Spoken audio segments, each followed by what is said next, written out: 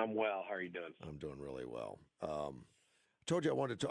I guess I gave a list of some things I'd like to talk about, and I wanted to start off with tariffs. It's creating a lot of confusion, probably misinformation, and just a lot of tension and craziness out there. What's it really doing for us? Well, the first quick news item is that the stock market's up like 1,200 points right now, as 50 to, as it's reported in some places, 70 countries are flocking to make deals with the United States. Listen, I come from the Austrian economics wing of things. I mean, Mises, von Hayek, and Friedman are my friends. Yeah. And all of them are generally against tariffs. And I've always had this argument in that, you know, there's a lot you could talk about with tariffs, but I've always had this argument with people in the libertarian wing of economic theory that you cannot have anything but reciprocal trade. I've been saying for years we need bilateral agreements with countries. We need to get out of these big internationalist organizations like the WTO, the World Trade Organization, and others, because that is not how you do trade. And I also say this, that we've been in a situation where we do not have a free trade environment. Other countries have free trade with us. We don't have free trade with them. So I endorse the effort that Trump is undertaking, and I think it's beginning to bear some fruit. And if he is successful at it, like I don't want to build a trade regime with the rates that he threw out this week. I think that would be destructive. But to throw them out in most cases, we're going to do it. Yeah. In most cases, that was either matching or upping on those that are doing us. It's not saying, well, you give us free trade, but I'm going to charge you, which is what they've been doing to us. That's exactly right. And this is where the whole kind of libertarian wing of it, and everyone that's screaming and yelling on the conservative economic side of things right now, is not giving enough credence to. Although I'll give Stephen Moore credit, because he is economist Stephen Moore. But this is what we've needed to do since World War II. I've been telling people a lot lately. We had a trade regime after World War II where we were not nearly as harmed as other countries. We just spent a lot of money on the war, but many other countries were devastated by the destruction of it. Right. So we opened up our very strong markets to them so that they could help rebuild. And, you know, you can argue one way or the other whether that was a good policy, but the reality is we don't live in that world anymore, and this needed to change dramatically. And then one other item, we gave most favored nation status to a communist country, China, back in the late 90s. The founder of my organization, Howard Phillips, at the time, was arguing against it. I know I was, because of the stupid argument that if we just allow our markets to be opened up to China, they're going to cozy up to us and then have a free democratic society. And it just never happened, and we've got proof of it right now. Well, no, they steal patents and copyrights and abuse us, you know. Absolutely, they do. Yeah. So you think the tariffs, and you're hesitant to say they're definitely going to work, but you believe that they're in the right direction, the things we should have been doing all along. This is a risky gambit on Donald Trump's part. Okay. Because what he is doing is requiring negotiations to take place. And keep in mind, I mean, the harm, like all these countries have these high tariff regimes, and they don't have these internal debates about tariffs, and we don't condemn them for it. Yes. And in fact, we condemn Donald Trump for trying to change it. That seems to be the point, and that nobody gets. And I think Trump did a great thing to put that chart out that showed the, you know, I guess that was an average tariff, because not all tariffs are straight line. I mean, sometimes they'll focus on dairy or something, you know, and spike that because they want to protect their dairy business like Canada. But and look at that chart. So it's just so funny. Everyone's like, oh my gosh, you just put a 56% tariff on Vietnam. And they're saying that right as they are ignoring the left-hand column, which shows a 90% tariff. On us, yeah. Nowhere on that chart did he outdo their tariff. Right, he didn't. In fact, it was a smaller fraction of it, yeah. Yeah, in fact, it was just an initial shot across the bow. And I can guarantee you that in his mind, that if people aren't coming to negotiate, that he will go all the way on one-for-one with them. And I believe in reciprocal tariffs. Every conservative, libertarian-minded, Austrian economics-minded economist should support the idea of reciprocal tariffs. Because if you get into these trade regimes where you give special benefits to certain people and you don't just have one rate that everyone's got to, then you have a total lobbying problem. You have a corruption problem. That's another thing that's really bad about a lot of these trade agreements. Now we've had like I've heard of the same as you, is up to 70 countries now. You know, Japan like first in line along with Israel, but there's also some that have shown that they are going to create a war. Canada wants to create a tariff war. China, same way. You know, defiant. Mexico to a certain degree, although there's some cooperation in Mexico. I think they're going to be left out in the cold when they see that all the other countries are sitting down to negotiate some reasonable solutions.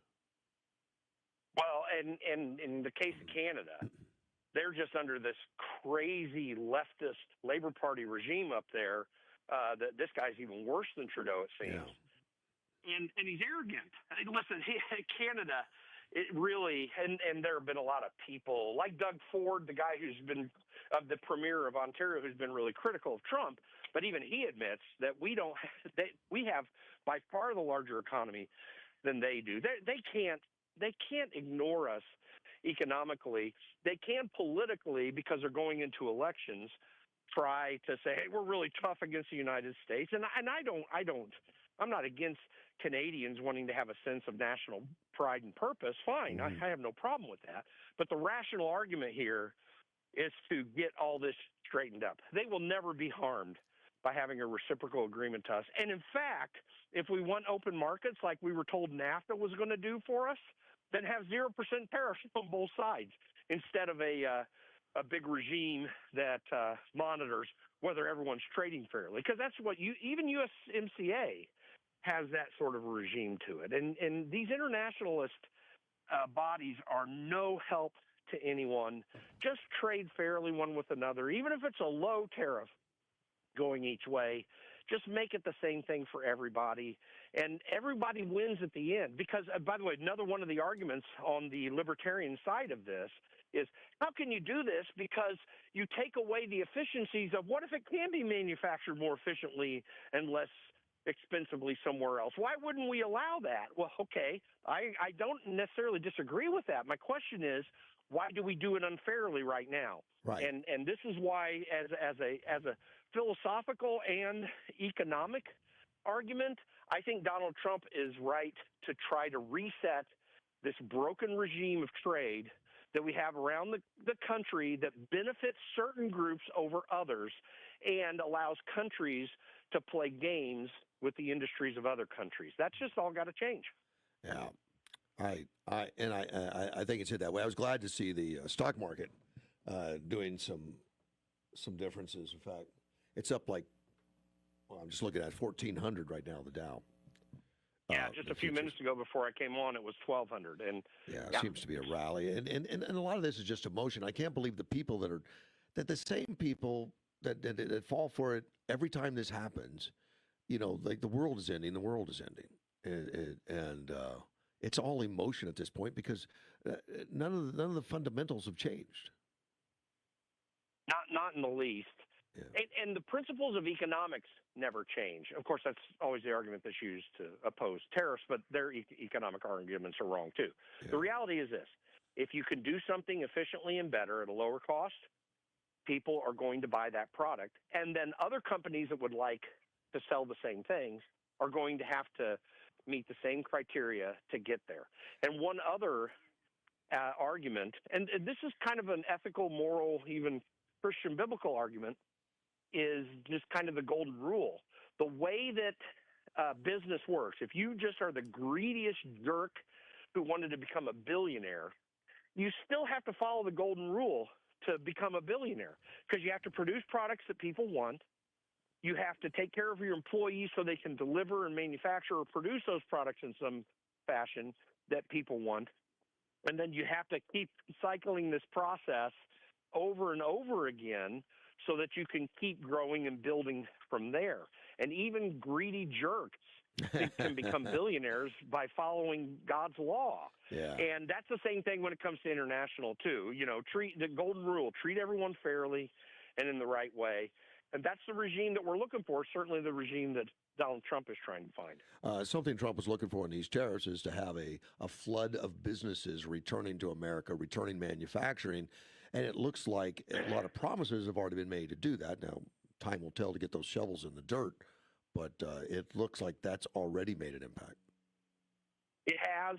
Now, this is an area where I might have a very slight disagreement with Donald Trump, not in terms of what he's trying to do, but in terms of what I think he thinks the effect will be. I do grant there are a lot of industries that have manufacturing that has truly been stolen by the United States, because I think Ross Perot was always right about the giant sucking sound, he said, would happen to manufacturing under NAFTA. And it's I don't believe in protectionism, but I do believe that we need to protect our interests with these sort of trade regimes. But the result is going to be that we will get some manufacturing back here. Like when Taiwan Semiconductor, the largest TSMI, the largest manufacturer of chips in the world, when they want to build a plant in the United States, that's a rational decision, because the technical skill it takes to do that kind of manufacturing is truly better found in first world than third world countries or second world countries. And so that's a rational decision. But if you're talking about the manufacture of plastic toys that can be sold, that may or may not work so well in the United States. I mean, it might. I think, by the way, you know, another thing we could do to get our manufacturing back here is to get rid of the minimum wage. Yeah. The minimum wage is one of the most farcical economic concepts that there ever was. It creates inefficiencies in the markets, and it doesn't allow young people to learn a skill.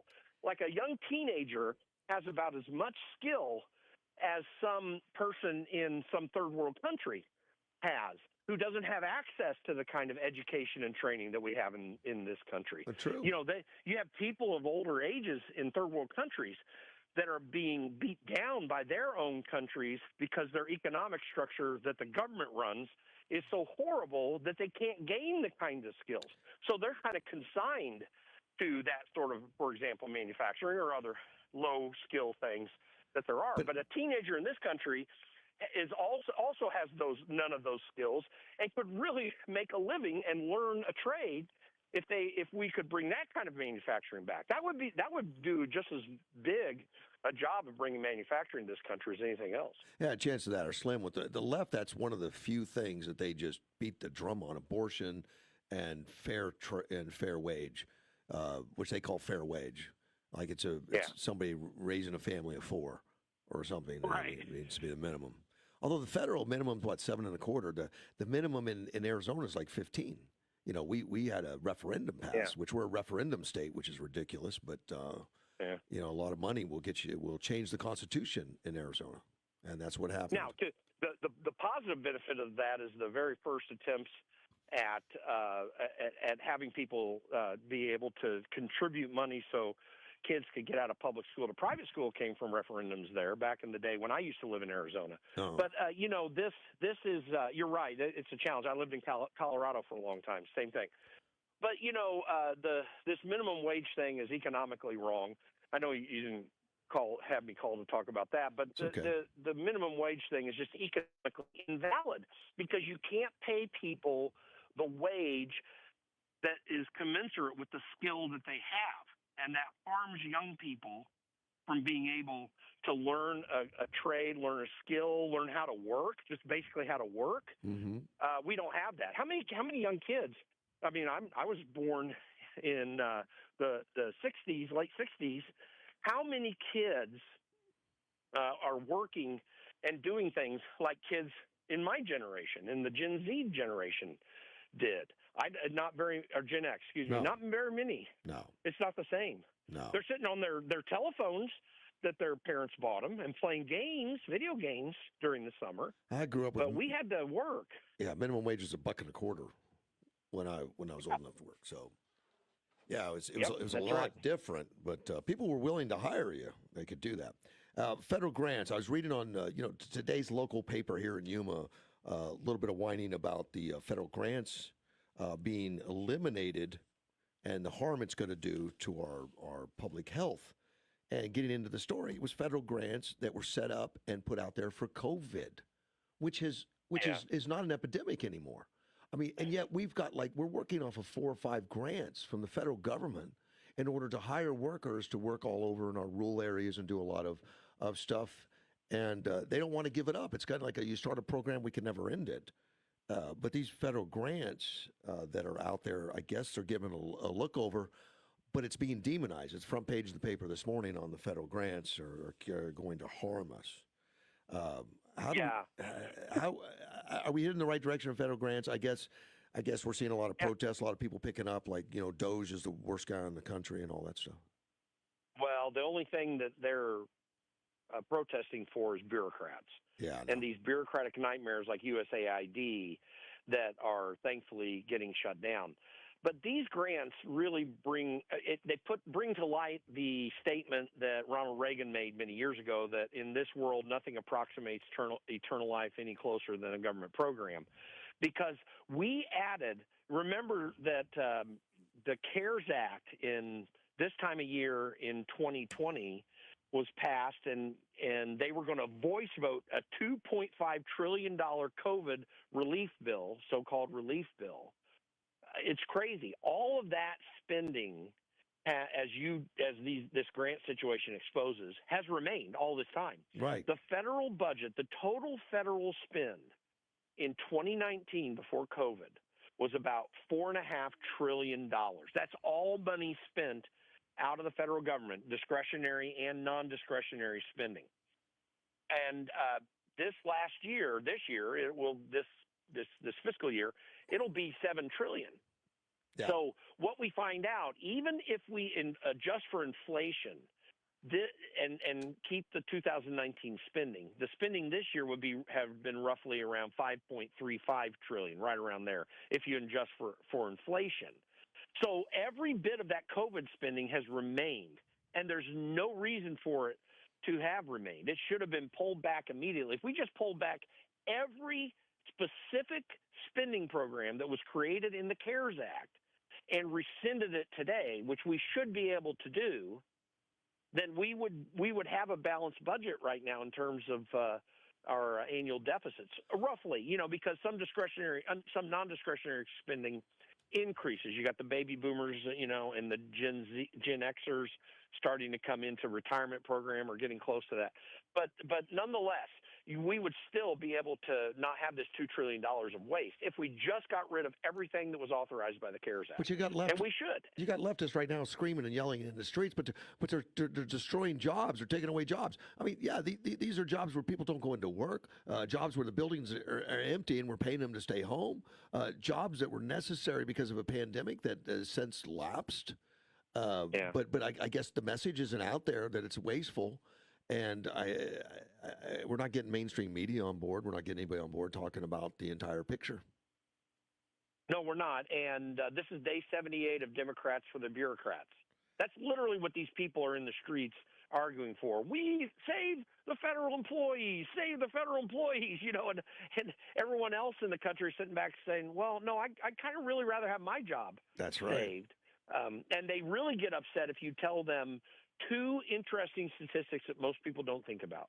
The first one is that 6 of the 10 wealthiest counties in this country are in the Washington, D.C. area. And that ain't because of free market economics. Okay, that's only because of the federal government. The second one being that the median the median individual income of non-government employees is somewhere in the $50,000 to $55,000 a year range, whereas for federal employees, it's in the $80,000 a year range. And this is a major factor of angst And some people don't know these statistics to think about it directly, but indirectly they know that government employees do far better than they do. Their jobs are more secure.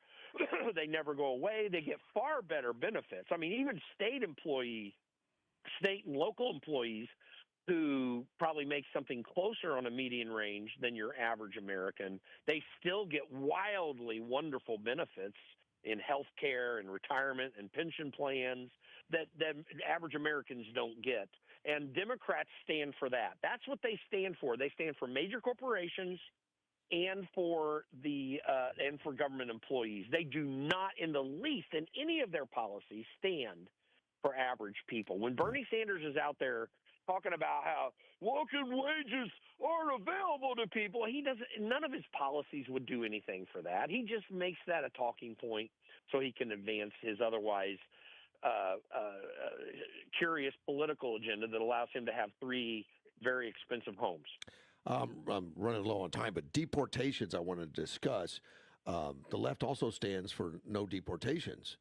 They want a federal judge to look at every single person. It would not be possible. We could never right the problems of the past 4 years if everybody had to go to a federal judge. It looks like the Supreme Court's starting to get engaged and probably going to help out with that matter.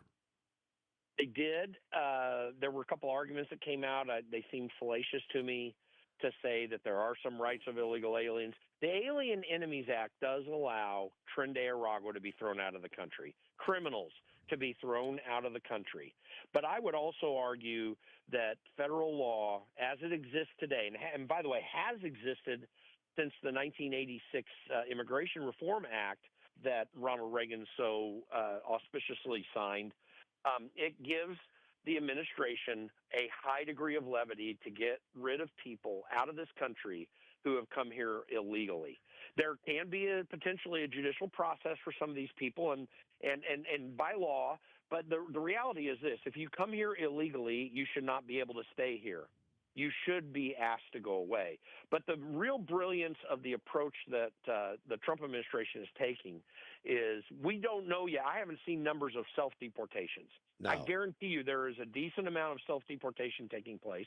We have history with this because in Eisenhower's administration and in FDR's administration, we had massive self-deportation take place on the tunes of millions even then because immigration law was being enforced.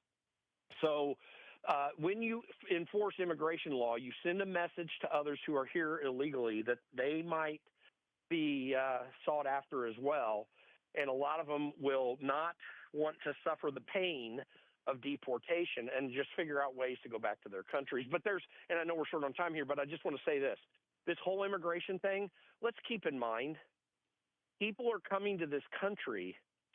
Many of them, and I believe most of them, in their motive, even though they were illegally allowed to do so, wanted to come here to get a better life because where they were living is so bad. Agreed. But we never talk about what those countries are doing to cause the problems that they want to run away from.